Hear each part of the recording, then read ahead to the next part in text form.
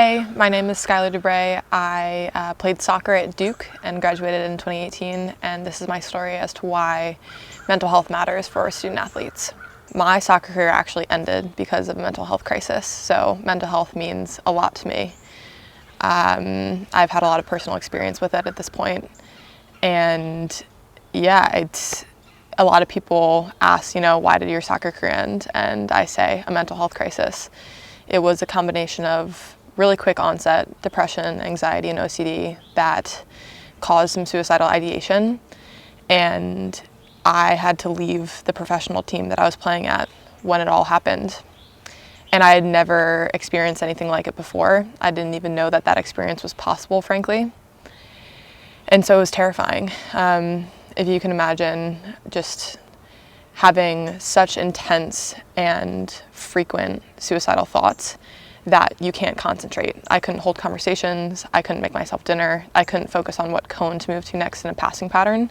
So it became very, very hard to function in everyday life, and then almost impossible to play in the NWSL, which is I was playing with the Reign FC out in Tacoma, Washington. So I hope that me sharing my story and me talking about my own mental health challenges and then sharing other people's stories will make more people aware of mental health issues and hopefully prevent people from going through what I had to go through out in Tacoma. I would tell my freshman self to be less of a perfectionist and to worry less about trying to please everyone. I think that at times I was so focused on trying to make everyone feel loved and listened to and respected, and it would backfire because it would come across as disgenuine or inauthentic. And of course, that's like the worst possible situation. And there's no need, It's just like, it was such a catch-22 for me because I was like trying to make people feel really good. And then instead what happened was, one, they thought that it was disgenuine. And then two, they didn't really like me as a human as much. So unproductive. And so I've learned to be less intentional in some ways about how I interact with people, and I've just focused more on enjoying it and enjoying the current moment and whose ever presence I'm in, which has been really helpful for all of my relationships, frankly. But I found that the more confidence that I gain in myself and the more comfortable I get with myself, the stronger my relationships become, because people can feel that. And that's also kind of hard to achieve, but I hope that other people who are entering their freshman year or in their early stages of college can continue to develop their self-confidence and just trust that positive relationships will come from that. My sophomore year of college at Duke, I tore my ACL and meniscus, and it's weird to say this, but I think it was the perfect time to have an injury like that, because I had freshman year to prove myself, and then I had junior year to recover, and senior year was so much fun. And part of me did need a break, I think, sophomore year. So it came at a really good time, and I kind of just looked at it as an exciting new challenge. Certainly, there were plenty of times where I did not have that mentality, right? I was over it, was lethargic and tired and didn't want to push myself or work as hard as I needed to get back, and it was awful and emotional, whatever else. But for the most part, I think I was able to maintain that mentality of, this is a new challenge that I'm excited to have, and there are so many women's soccer players who tear their ACLs, and I'm just gonna be another one of those success stories, hopefully. I do consider my mental health crisis an injury. It was I kind of think of it as an ACL tear of the brain. I was out for 8 months with my ACL, and I was not really functional for 8 months because of my mental health crisis. And dealing with that was one of the most interesting periods of my life in terms of realizing how powerful the mind is.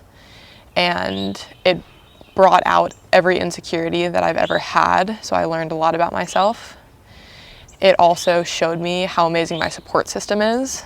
I'm so grateful for my family and my friends, because I think that a lot of people who go through something similar to what I did,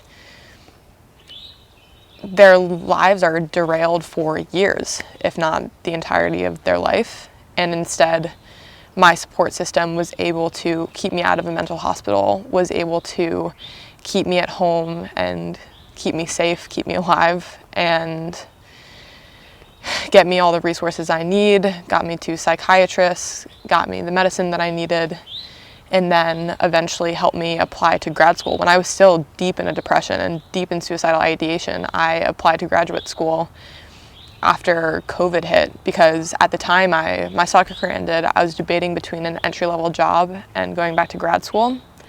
And then COVID happened. I was like, well, I'm not going to be able to get an entry-level job. So in 2 weeks, I took the GRE, applied to grad school in Chapel Hill, and I got in about a month later. And after committing to doing the UNC Gilling School of Public Health, it was a 2-year master's program. It really rewired my brain, just having a purpose again, and the fact that that purpose had smaller, tangible goals that I had to try to accomplish every single day.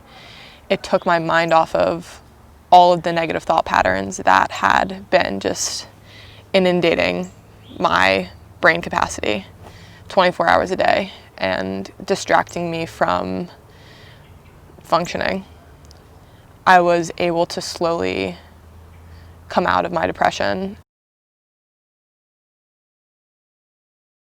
I was planning to play professional soccer for another 2 or 3 years probably. I was at the Reign FC in Tacoma, Washington. I had previously played for Sparta in the Czech Republic, which was a ton of fun. But was at the Reign, had signed for a year and a half, which was the final half of the 2019 season, and I was planning to come back for 2020.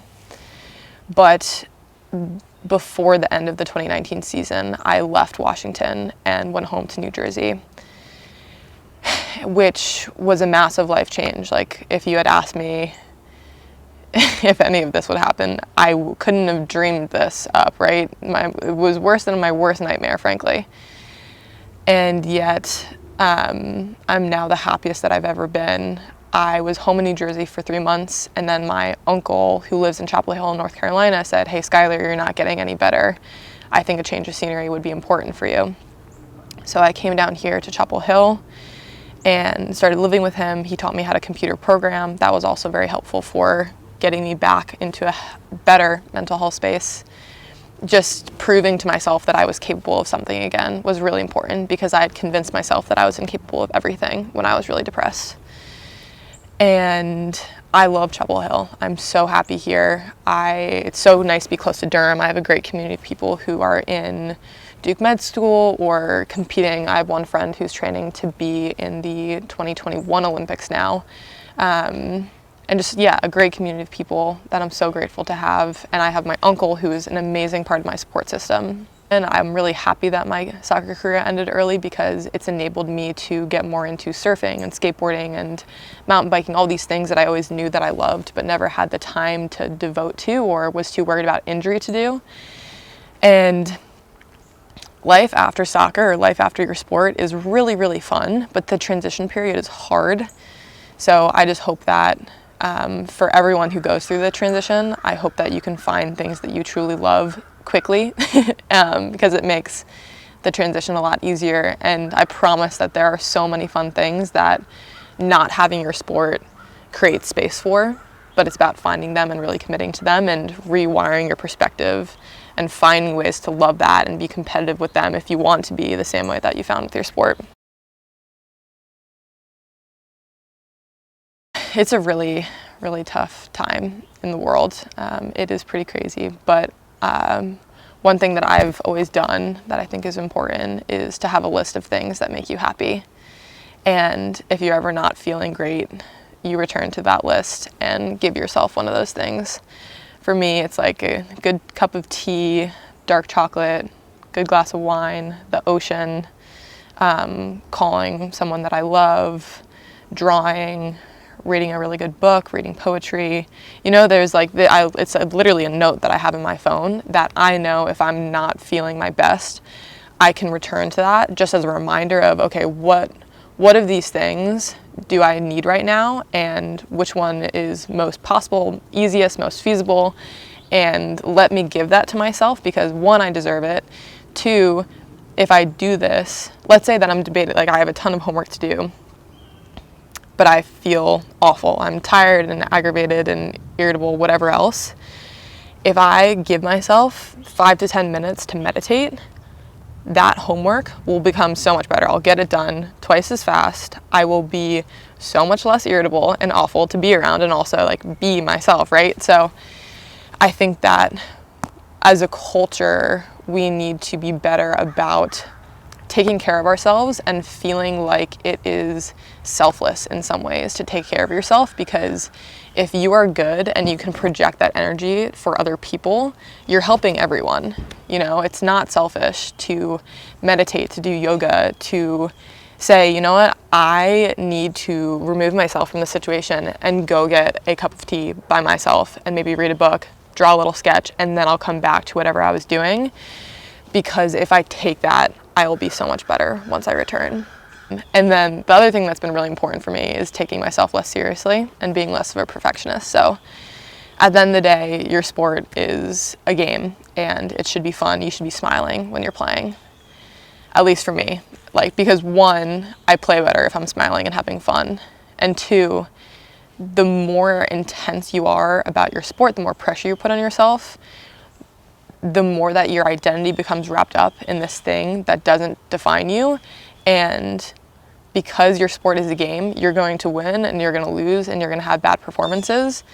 And if your identity is completely wrapped up in those things, then it can be really damaging and really dangerous for your mental health. And that's what I found for myself, was my identity was so wrapped up in my performance, and not just my performance, but my work ethic on the soccer field. And if I felt like I wasn't meeting all of the expectations that I had set for myself every single day, then I thought I was unworthy, that I thought that